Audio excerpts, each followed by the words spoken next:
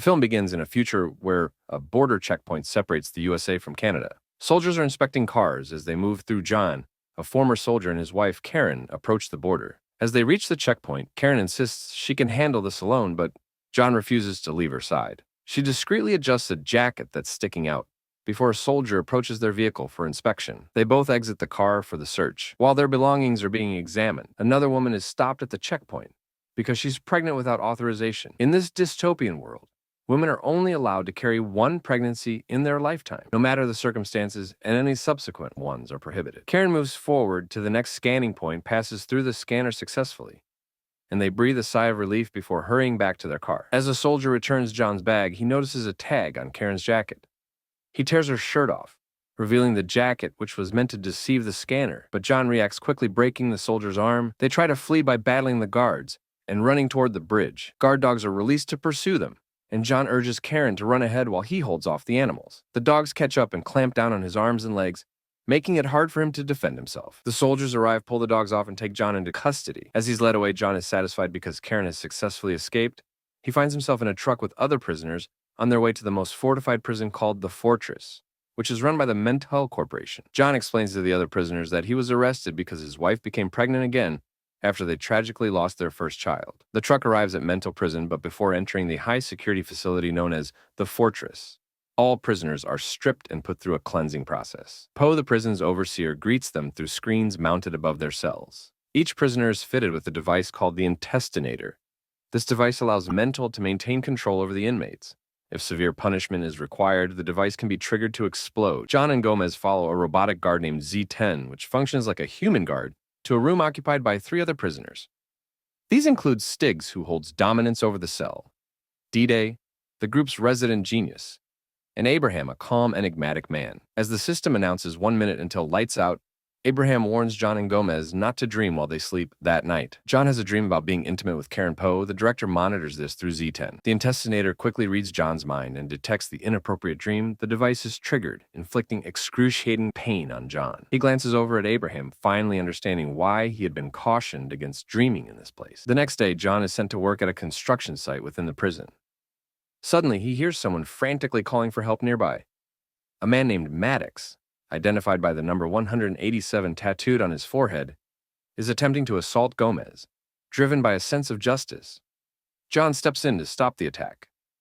This intervention escalates into a fight between John and Maddox, which is quickly ended when the intestinator is activated by the system detecting the violence. John, Maddox, and Gomez are detained for hours as the prison authorities investigate who started the altercation. Noticing how exhausted Gomez is from the ordeal, John takes responsibility and confesses to initiating the fight. After John's confession, he is escorted to meet Poe, the prison's director. Inside Poe's office, John notices Abraham, who is shaving. Whoa. Abraham is more than just another inmate. He is Poe's most loyal and trusted ally within the prison. The tone shifts when Poe directs John's attention to a monitor displaying live footage. On the screen, John sees Karen, who is apparently being held captive within the same prison. Poe makes unsettling remarks about Karen's beauty, hinting at his twisted interest in her. The tension heightens as Poe gives a chilling order. Both John and Karen are to endure the brutal procedure of intestination simultaneously. Later during mealtime, John asks Abraham where the women's section of the prison is located. Abraham reveals that the women's area is on levels A and B. The next day, Maddox seeks vengeance against John Poe, delays intervening on purpose, allowing a crowd to gather as the confrontation intensifies. From her level, Karen watches as the fight unfolds. As the battle escalates on the walkway, Poe orders the system to retract the bridge. John seizes the moment, overpowering Maddox and forcing him to hang from the edge with one hand.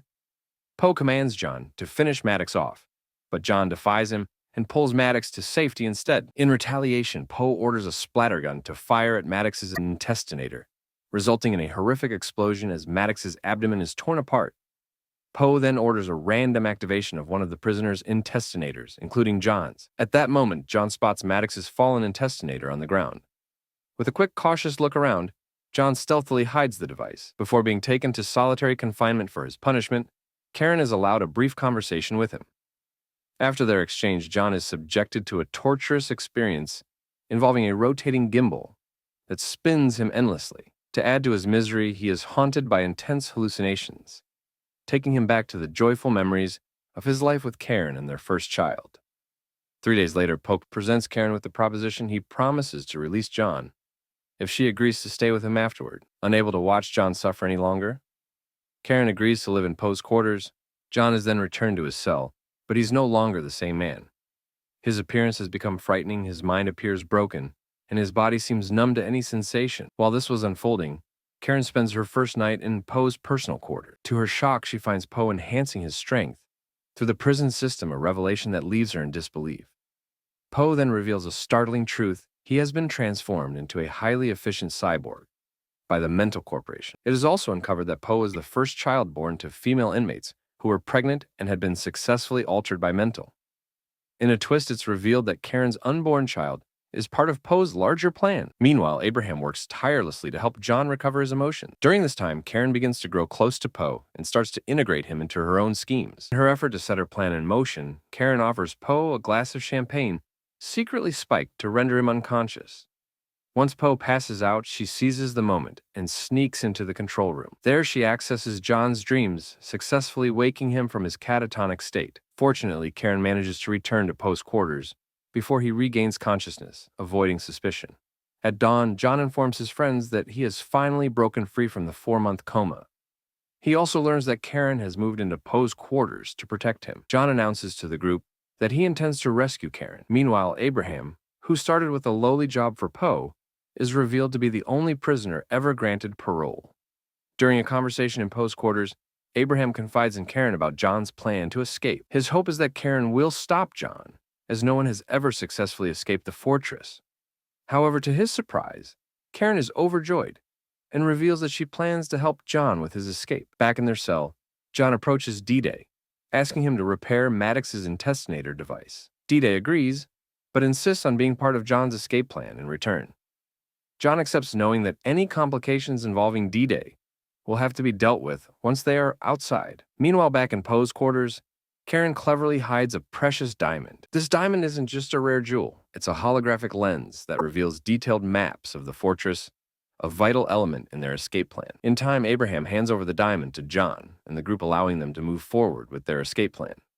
D-Day uses his special glasses to activate both the laser and the diamond. John then informs the group that they will begin their escape from the construction area. The following day, Abraham helps return the diamond Poe. Later questions Karen about her decision to stay away from John, assuring her that he won't alter their child, as others have done. In response, Karen suggests a new deal to Poe. She promises to marry him if he agrees to release John, with her final decision to be given the next evening. Upon hearing this from Abraham, John resolves to escape the next morning. D-Day discovers that the intestinators have magnetic properties, meaning they can use a repaired one to extract the others from their bodies. Stiggs volunteers to be the first test subject, but only if the group agrees to include him in their plans. The process causes Stiggs significant discomfort, but eventually the intestinator is pulled from his throat, freeing him from the system's control. D-Day then helps the rest of the group remove their intestinators one by one. The next day, John gathers all the devices and places them on a water pipe.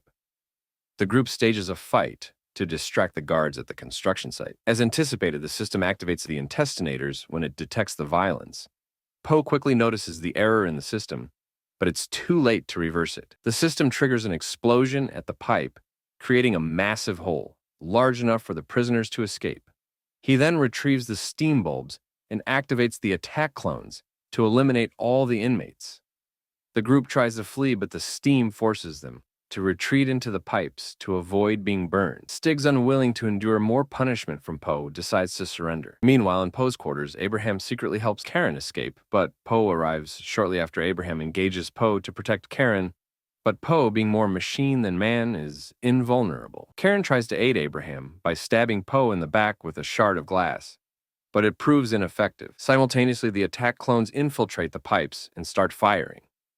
John manages to pull one of the clones in and smashes it. The group grabs the powerful weapon from the destroyed clone and escapes, using it to shoot down the other clones. As they make their way out, D-Day's glasses break, but with John's help, he narrowly avoids injury. The trio rushes to Zed's main control panel and takes cover behind it, staying out of the camera's view while the other prisoners cheer them on. Eventually, they make it to Poe's quarters.